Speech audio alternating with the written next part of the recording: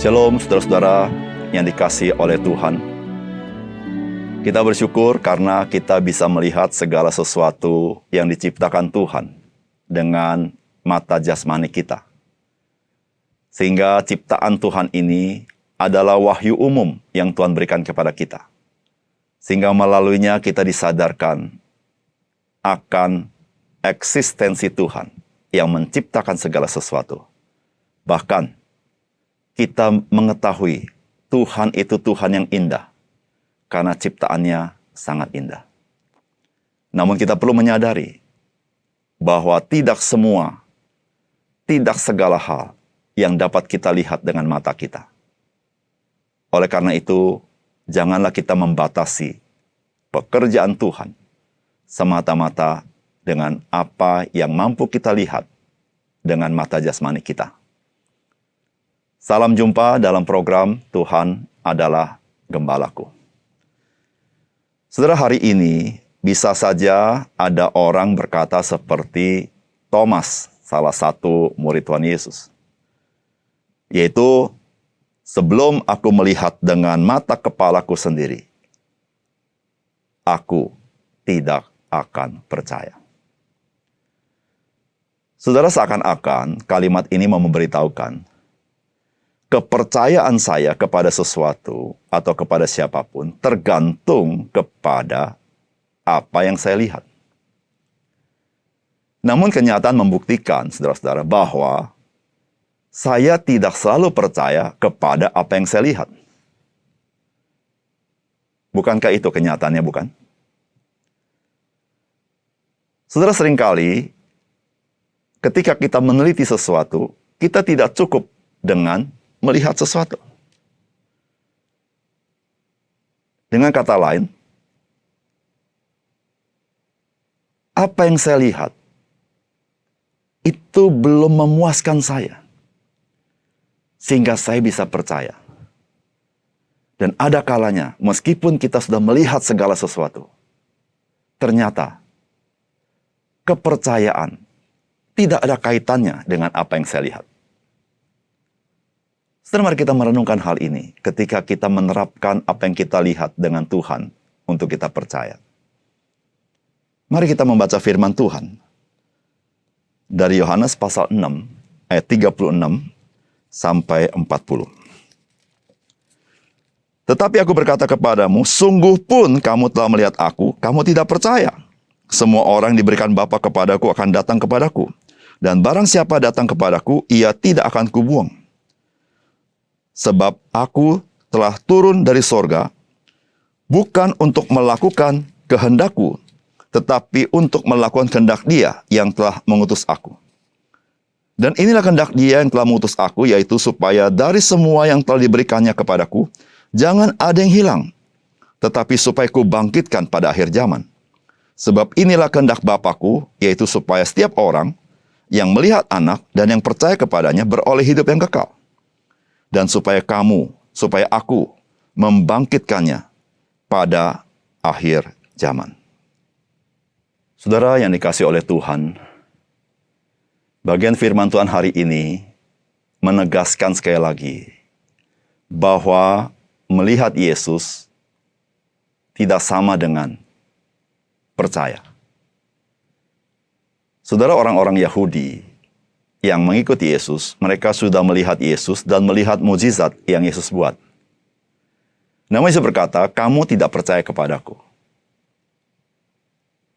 Saudara yang kasih dalam Tuhan, mata jasmani kita seringkali tidak ada kaitannya dengan kepercayaan kita. Jadi bagaimana seorang itu bisa percaya kepada Yesus di dalam hidupnya? Setelah mari kita mendapatkan pesan firman Tuhan dari bagian ini. Yang pertama, saudara, bagian firman Tuhan hari ini memberitahukan bahwa percaya kepada Yesus Kristus semata-mata adalah anugerah dari Tuhan. Firman Tuhan berkata, semua yang diberikan Bapa kepadaku akan datang kepadaku. Dan barang siapa datang kepadaku, ia tidak akan kubuang. Saudara, tidak ada seorang manusia yang memiliki kesanggupan sehingga dia bisa percaya kepada Yesus Kristus. Saudara, hal ini dapat dimengerti karena setiap manusia, bukan saja orang-orang yang telah berbuat dosa, tetapi orang-orang yang sudah dikungkung oleh dosa. Bahkan orang-orang yang mati secara rohani, buta secara rohani, tuli secara rohani, sehingga dia tidak sanggup keluar dari dirinya sendiri. Sehingga apa yang dia dengar, apa yang dia lihat, apa yang dia rasa, dia tidak bisa merespons sebagaimana seharusnya. Sehingga saudara-saudara, kalau seorang itu bisa percaya kepada Yesus Kristus, saudara, ada kasih Allah, ada kuasa Allah yang menerobos hati dia. Yang dalam bahasa Alkitab dikatakan, orang itu dilahirkan kembali. Sehingga kuasa daripada dosa yang membelenggu dia dilepaskan. Sehingga kematian rohani dihidupkan kembali rohaninya. Kebutaan rohani dicelikkan matanya sehingga dia bisa melihat. Ketulian rohani dibuat mendengar sehingga dia bisa mendengar. Disitulah kita berkata, semua yang diberikan Bapa kepadaku akan datang kepadaku. Bukan karena saya melihat dengan mata jasmani saya. Bukan berarti mata jasmani tidak penting. Namun hal-hal rohani melampaui hal-hal yang sifatnya jasmania. Hal-hal rohani adalah pekerjaan Allah murni di dalam kehidupan manusia. Karena manusia tidak bisa menyeberangkan dirinya dari hal yang ragawi masuk ke hal rohani. Manusia tidak bisa melabuhkan dirinya dari hal-hal jasmani masuk ke hal-hal rohani. Karena itu merupakan dua tataran yang berbeda. Hanya Allah yang sanggup menolong orang-orang yang berdosa untuk dihidupkan kembali sehingga memiliki hidup rohani. Dan itu adalah diberikan di dalam Yesus Kristus. Oleh karena itu, ketika kita adalah orang-orang yang sudah mengenal Yesus, saudara, kita melihat anugerah Tuhan itu ajaib bagi kita. Kita sama dengan semua manusia, tapi Tuhan, Dia beranugerah kepada kita. Puji Tuhan. Yang kedua, saudara, firman Tuhan hari ini menegaskan kepada kita bahwa keselamatan di dalam Yesus Kristus sifatnya pasti dan kekal. Firman Tuhan berkata, sebab aku telah turun dari sorga bukan untuk melakukan kehendakku, tetapi untuk melakukan kehendak Dia yang telah mengutus aku. Dan inilah kehendak Dia yang telah mengutus aku, yaitu supaya dari semua yang telah diberikannya kepadaku, jangan ada yang hilang, tetapi supaya kubangkitkan pada akhir zaman. Sebab inilah kehendak Bapa-Ku, yaitu supaya setiap orang yang melihat Anak dan percaya kepadanya beroleh hidup yang kekal, dan supaya aku membangkitkannya pada akhir zaman. Saudara yang kasih dalam Tuhan, keselamatan di dalam Yesus Kristus sifatnya pasti dan kekal. Dan itulah anugerah yang Tuhan berikan kepada kita. Ketika kita percaya, kita menerima hidup yang kekal.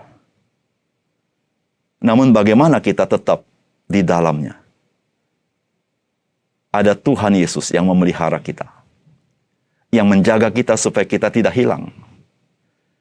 Tuhan Yesus naik ke surga. Dia menjadi imam besar kita, yang selalu menaikkan doa syafaat kepada Tuhan, memelihara kita di tengah-tengah dunia ini.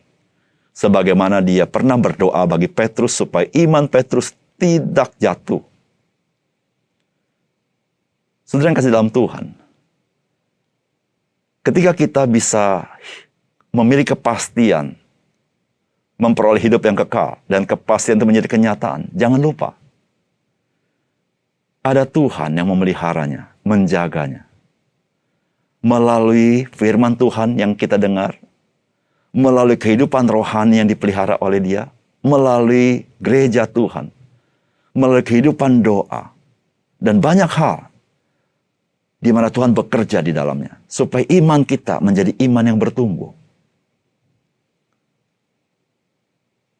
Saudara-saudara yang kasih dalam Tuhan, kepastian akan hidup yang kekal bukan berdasarkan karena saya mampu menjaganya. Meskipun saya punya tanggung jawab untuk hidup bertumbuh secara rohani, secara iman. Namun semuanya itu tetap di dalam pemeliharaan dan anugerah Tuhan.